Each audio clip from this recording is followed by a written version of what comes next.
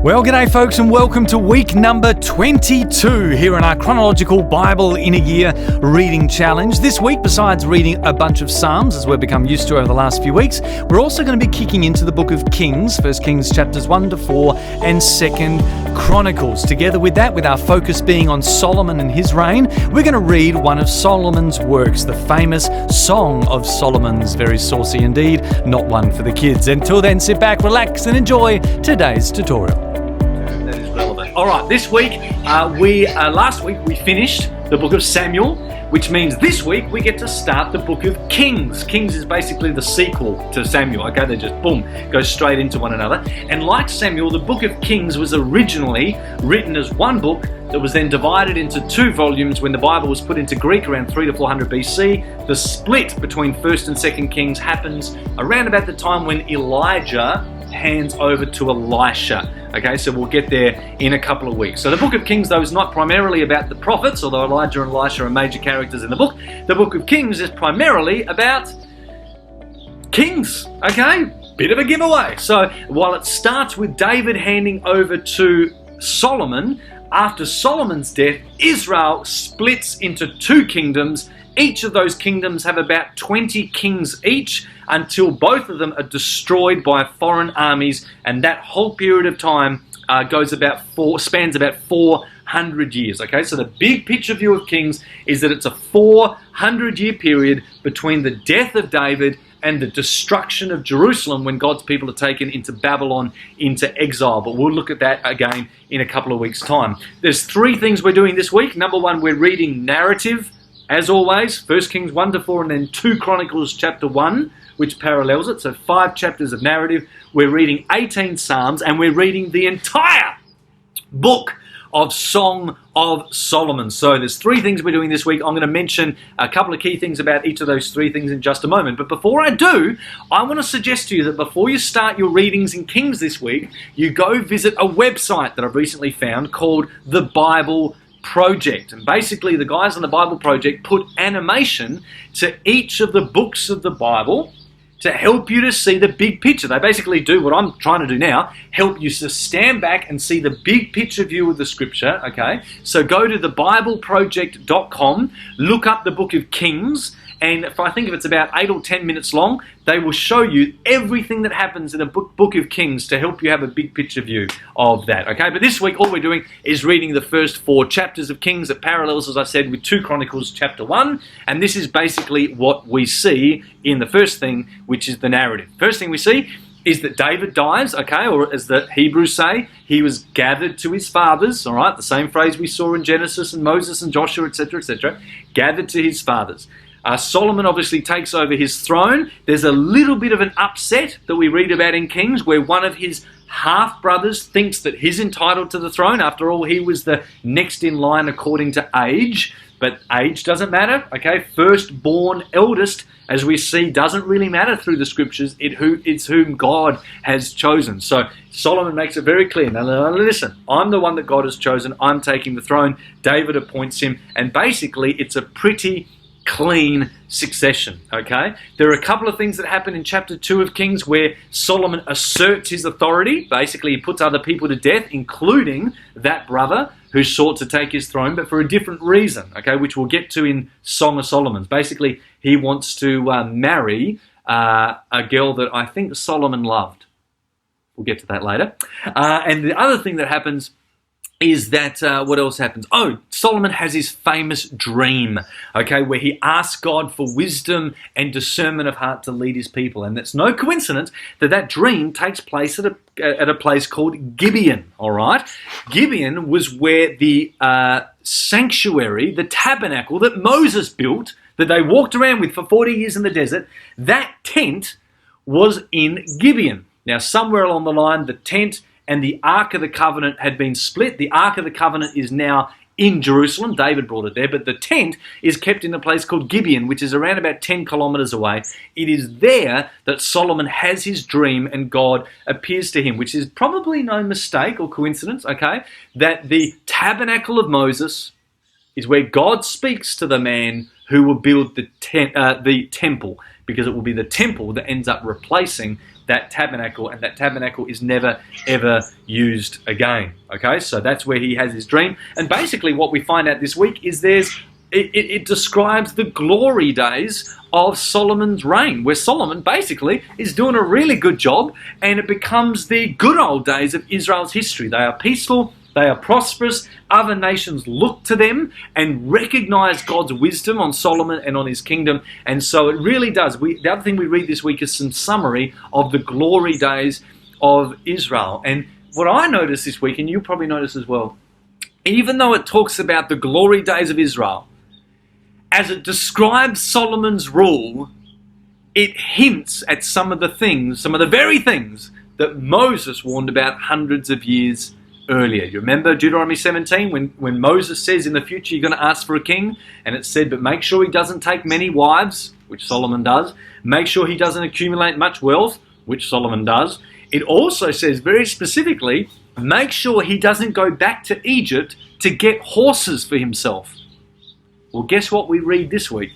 Solomon, in all his prosperity, gets horses for himself from Egypt. And even though it's written in a passage that talks about how this seems to be a good thing, how prosperous Solomon was, you and I know, having read the whole book, there's kind of like hints that, hey, things are not going to go well for this king in the end. So anyway, you know that now. Your eyes, I hope what you're starting to do, now that you're reading the Bible chronologically, is you're starting to see these dots join as we read. Okay, so notice that this week.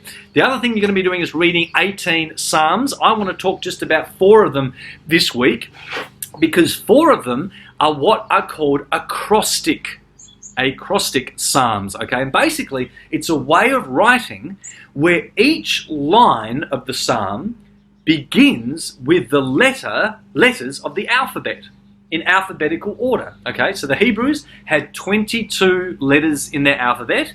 I don't know what they are, A, B, C, D, the equivalent. Okay, 22 of them. Psalm 111 and 112 that you're going to be reading this week are only 10 verses in English.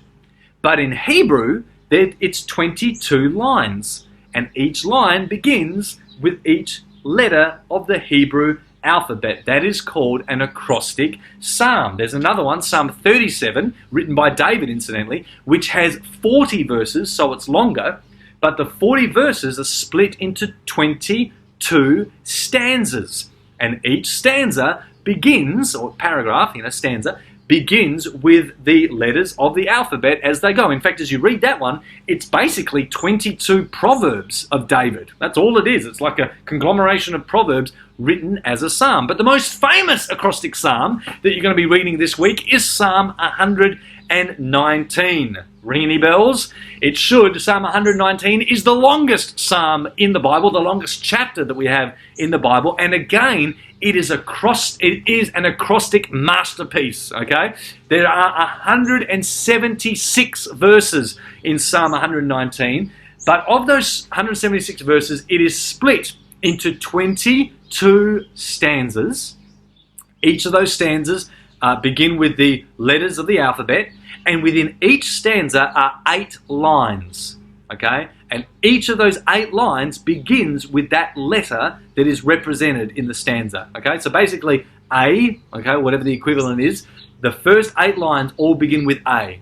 And then the second stanza, B. The next, all 8 lines all begin with B, okay? So that's why Psalm 119 is really repetitive. You're reading it, it's going on about God's word and statutes and all this type of thing. You're like, oh, this is long. It's like a whole bunch of proverbs put together. Yes, that's exactly what it is, all right? It's not written as a song. It's not written to be sung. It is written as a piece of poetry that you can only really appreciate as you read it on paper in Hebrew. Okay, so that is an acrostic form, and those 4 big ones is what you're going to be seeing this week. So enjoy them, and by all means, read Psalm 119 in one sitting, because there are some real good nuggets in there. There's some great wisdom and proverbs that are hidden in those psalms, which brings us to the last thing we're going to be reading this week, the Song of Solomon, which is a song, but also a book of wisdom, because it teaches us wisdom about some of the biggest issues in life: love, sex, and marriage.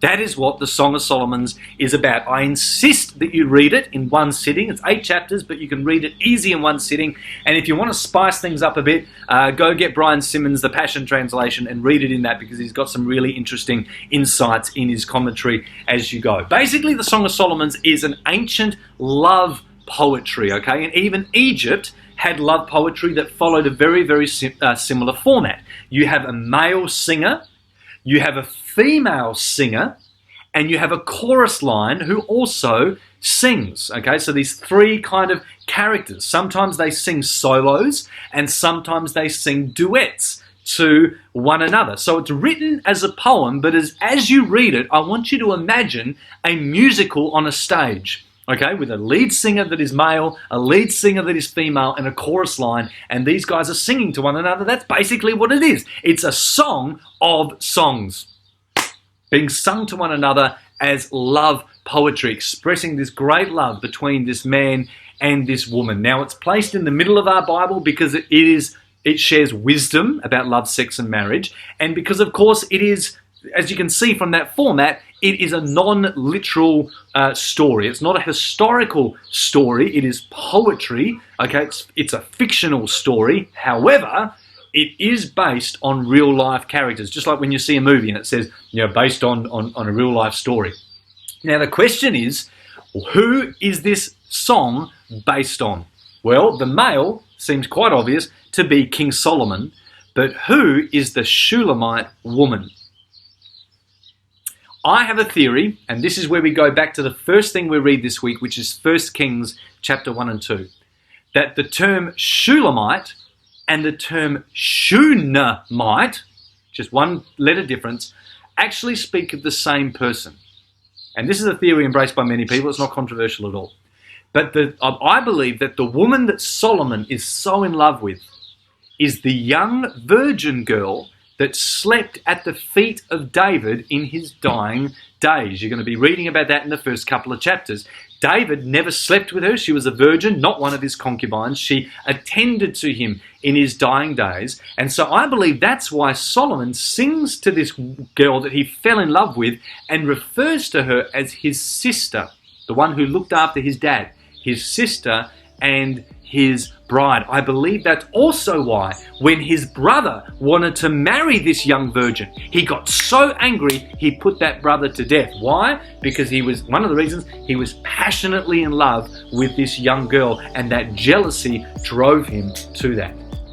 Is it possible? Well, you can read and do your own study on that this week. What many people agree with, though, is that it is a prophetic picture, not just a love story of husband and wife, but a prophetic picture of Jesus' love for his bride, the church. And although it's not explicitly said, this song is not quoted in the New Testament or anything, it is a commonly held idea that this love story shows us the great passion that Jesus has for his church. So whether you're reading it from a historical point of view, or whether you're reading it devotionally, or whether you're reading it just to spice up your own love life, go for it. Enjoy Song of Solomon this week. All right, guys, have a great week of readings. Don't forget to check out thebibleproject.com and see whether that helps you in your readings this week. I've gone 13 minutes. That's long enough. Bless you. Have a great week. Bye. That's it for today's lesson. I really hope you enjoy your readings this week. Remember, allow yourself time to read as much as you can in one sitting. Don't get lost in the detail. Just keep going and watch the Bible's big story unfold before you. Remember also to hit me up on our social media channels or website, and I'll see you next time.